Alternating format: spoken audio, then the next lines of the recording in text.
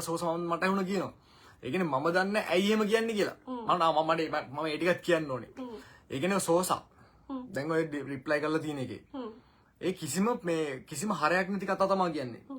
මොකද 44 කල්ලින් පැන්නුවලු. මාව 44 කල්ලින් කවුද පැන්නුවේ?